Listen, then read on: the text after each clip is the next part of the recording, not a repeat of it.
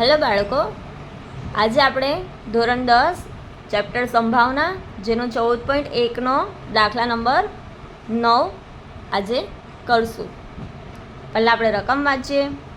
એક પેટીમાં 5 લાલ લખોટીઓ, 8 સફેદ લખોટીઓ અને 4 લીલી લખોટીઓ છે. પેટીમાંથી એક લખોટી યાદચ્છિક રીતે બહાર કાઢવામાં આવે છે. કેટલી લખોટી? એક લખોટી.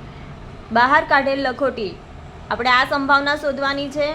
લાલ હોય, બીજું સફેદ હોય અને ત્રીજું લીલી ન હોય તેની સંભાવના શોધવાની છે. આપણે 3 સંભાવનાઓ શોધવાની છે.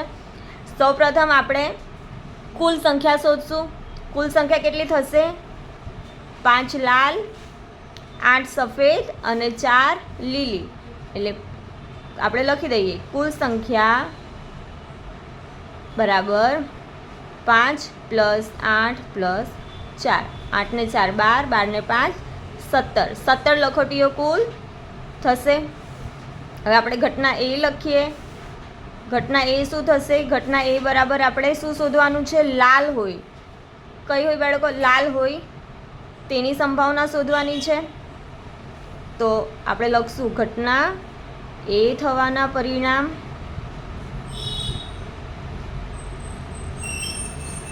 આપણી પાસે લાલ કેટલી લખોટીઓ છે? 5 લખોટીઓ છે. તો આપણી પાસે કેટલા હોય? 5 થશે. તો આપણે લખશું ઘટના એ બરાબર ઘટના એ થવાના પરિણામ છેદમાં કુલ પરિણામ. ઘટના એ થવાના પરિણામ કેટલા છે બાળકો? 5 છે. તો આપણે ઉપર 5 લખશું અને નીચે કુલ પરિણામ. કુલ પરિણામ આપણા કેટલા છે? 17. તો આપણે 17 લખશું. તો પી એ બરાબર આપણું શું આવશે બાળકો? 5/17. હવે આપણે બીજી સંભાવના શોધીએ. બીજી સંભાવના શું પૂછી છે આપણને? સફેદ હોય. સફેદ હોય તેની સંભાવના. તો આપણે લખશું ઘટના બી. એને આપણે બી નામ આપશું. શું છે? સફેદ હોય. તો આપણે એના પરિણામ શોધીએ. ઘટના બી થવાના પરિણામ આપણને ઘટના બી કેટલી છે? શું છે? સફેદ હોય. સફેદ કેટલા છે આપણી પાસે? 8 છે. તો લખશું 8. તો અહીંયા આપણે લખશું પી બી બરાબર ઘટના બી થવાના પરિણામ છેદમાં કુલ પરિણામ. ઘટના બી થવાના પરિણામ કેટલા છે બાળકો? 8 છે અને કુલ પરિણામ આપણી પાસે કેટલા છે? 17. તો આપણે લખશું 17. આપણને પી બી મળ્યું 17. ઘટના સી બાળકો. ઘટના સી શું છે? લીલી ન હોય. ઘટના સી બરાબર લીલી ન હોય. તો આપણે લખશું ઘટના સી થવાના પરિણામ. આપણા કુલ હતા કેટલા બાળકો? 17. 17 માંથી લીલી આપણે બાદ કરશું. લીલી લખોટીઓ કેટલી છે? 4. 4 આપણે બાદ કરશું. તો આપણી ઘટના સીના પરિણામ કેટલા મળશે? 13. આપણને પૂછ્યું છે લીલી ન હોય તેના પરિણામ, એટલે કે ટોટલમાંથી લીલી હોય એ આપણે બાદ કરી દઈશું. એટલે લીલી 4 છે તો ટોટલમાંથી લીલી બાદ કરી દઈએ એટલે આપણે 13 આવે. એટલે પીસી બરાબર ઘટના સી થવાના પરિણામ છેદમાં કુલ પરિણામ. તો આપણા ઘટના સી થવાના પરિણામ આપણને કેટલા મળ્યા? 13. અને કુલ પરિણામ આપણા કેટલા છે? 17. તો પીસી બરાબર 13/17. હવે આપણે જોઈએ દાખલા નંબર 10. પહેલાં આપણે રકમ વાંચી લઈએ. એક ગલ્લામાં 50 પૈસાના 100 સિક્કા છે. ₹1ના 50 સિક્કા અને ₹2ના 20 સિક્કા અને ₹5ના 10 સિક્કા છે. જ્યારે આ ગલ્લાને ઊંધો કરવામાં આવે ત્યારે ગલ્લામાંથી કોઈ એક સિક્કો બહાર પડે. તે સમસંભાવી હોય તો સિક્કો 50 પૈસાનો સિક્કો હોય, બીજું ₹5નો સિક્કો નહીં હોય તેની સંભાવના આપણે શોધવાની છે. આપણે 2 સંભાવના શોધવાની છે. 50 પૈસાનો સિક્કો હોય તેની અને ₹5નો સિક્કો નહીં હોય તેની. તો આપણે સૌપ્રથમ શું કરશું બાળકો? સૌપ્રથમ આપણે કુલ સિક્કાઓ શોધી લઈશું. તો આપણે કુલ સિક્કા કુલ સિક્કા આપણી પાસે કેટલા છે? આપણી પાસે સિક્કાઓ લેવાના છે. તો 100 સિક્કા, 50 પૈસાના 100 સિક્કા, તો 100 પ્લસ 1 રૂપિયાના 50 સિક્કા, તો 50 પ્લસ 2 રૂપિયાના 20 સિક્કા, પ્લસ 20 પ્લસ 5 રૂપિયાના 10 સિક્કા, 10. આપણે સિક્કાનું કુલ પરિણામ જોવાનું છે, સિક્કાઓ શોધવાના છે. તો આપણે સિક્કાનું પ્લસ કરશું. 100 પ્લસ 150, 150 પ્લસ 20 170 પ્લસ 10 180. એટલે આપણા કુલ સિક્કા કેટલા થશે? કુલ પરિણામ 180 થશે. હવે આપણે સૌપ્રથમ પહેલી સંભાવના આપણી શોધીએ. સૌપ્રથમ શું શોધવાનું છે? 50 પૈસાનો સિક્કો હોય. તો આપણે લખીએ ઘટના એ બરાબર 50 પૈસાનો સિક્કો હોય. તો આપણે એનું પરિણામ શોધીએ. ઘટના એ થવાના પરિણામ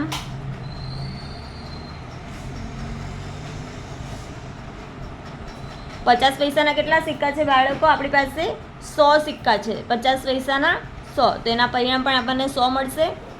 તો આપણે લખીએ અહીંયા PA બરાબર ઘટના એ થવાના પરિણામ છેદમાં કુલ પરિણામ. તો આપણા ઘટના એ થવાના પરિણામ કેટલા છે બાળકો? 50 પૈસાના સિક્કા 100 છે અને છેદમાં કુલ પરિણામ. કુલ આપણા સિક્કાઓ શોધ્યા હતા આપણે, કેટલા થયા હતા? 180. હવે જેટલું કોમન થતું એટલું આપણે ઉડાડી દઈશું. તો આ 0 0 કટ થઈ જાય. હજી આ બંનેમાં કોમન છે 5 દુ 10 અને 9 દુ 18. તો 5 દુ 10 અને 9 દુ 18. તો ઉપર 5 આવશે અને છેદમાં 9 આવશે. તો PA બરાબર 5/9. હવે આપણે બીજી સંભાવના જોઈએ. ઘટના બી. ઘટના બી શું છે બાળકો આપણી? ઘટના બી બરાબર ₹5નો સિક્કો નહીં હોય. શું નહીં હોય? તો આપણે શું કરશું? આપણું કુલ પરિણામ કેટલું છે બાળકો? 180 છે. એમાંથી 5ના સિક્કા જેટલા છે એટલા આપણે બાદ કરી દઈશું. 5ના સિક્કા આપણી પાસે કેટલા છે બાળક? આપણી પાસે 5ના 10 સિક્કા છે. તો આપણે 10 એમાંથી બાદ કરી દઈશું. તો આ કેટલા રહેશે? 170. તો આપણે અહીંયા લખીએ ઘટના એ થવાના પરિણામ કેટલા થયા બાળકો? 170. તો આપણે અહીંયા લખીએ ઘટના બી. તો અહીંયા આપણે લખીએ PB બરાબર ઘટના બી થવાના પરિણામ છેદમાં કુલ પરિણામ. આપણું ઘટના એ થવાના પરિણામ કેટલા મળ્યા બાળકો? આપણને 170 અને કુલ પરિણામ આપણા કેટલા છે? 180. જે કોમન થતું હોય કટ તે આપણે કટ કરી લઈશું. અહીંયા 0 0 કોમન છે એ કટ કરી દઈએ. હવે બંનેમાં કંઈ ઉઠતું નથી એટલે આપણે રહેવા દઈશું. તો આપણું PB બરાબર શું મળશે આપણને? 17/18. ઘણો ઇઝી દાખલો છે બાળકો, ટ્રાય કરજો એકવાર. હવે આપણે 11મો દાખલો જોઈએ બાળકો. સૌથી પહેલાં આપણે રકમ વાંચશું. ગોપી પોતાના માછલી ઘર માટે દુકાનમાંથી માછલી ખરીદે છે. દુકાનદાર મોટી ટાંકીમાંથી યાદચ્છિક રીતે એક માછલી બહાર કાઢે છે. આ ટાંકીમાં 5 નર માછલી કેટલી છે બાળકો? 5 નર માછલી અને 8 માદા માછલી છે. બહાર કાઢેલી માછલી નર માછલી હોય તેની સંભાવના શોધવાની. આપણે ખાલી એક જ સંભાવના શોધવાની છે કે બહાર કાઢેલી માછલી કઈ માછલી હોય? નર માછલી. તો સૌપ્રથમ આપણે શું કરશું? કુલ પરિણામ, કુલ સંખ્યા લખી લઈશું. તો આપણે કુલ સંખ્યા લખીએ. કુલ સંખ્યા કેટલી થશે? આપણું કુલ પરિણામ 5 નર માછલી છે અને 8 માદા માછલી છે. એટલે 5 + 8 બરાબર 13. આપણે ખાલી એક જ સંભાવના શોધવાની છે કે બહાર કાઢેલી માછલી નર માછલી હોય. તો ઘટના એ બરાબર આપણે લખી દઈએ. પહેલાં શું શોધવાનું છે? કે નર માછલી હોય. તો ઘટના એ થવાના પરિણામ આપણી પાસે નર માછલી કેટલી છે બાળકો? 5 નર માછલી છે. તો આપણે લખશું 5. તો અહીંયા લખી દઈએ પી એ બરાબર ઘટના એ થવાના પરિણામ છેદમાં કુલ પરિણામ. ઘટના એ થવાના પરિણામ કેટલા છે બાળકો? 5. તો આપણે ઉપર 5 લખશું અને નીચે કુલ પરિણામ આપણે કેટલા લખશું? 13. થઈ ગયો આપણો દાખલો. સાવ ઈઝી છે બાળકો.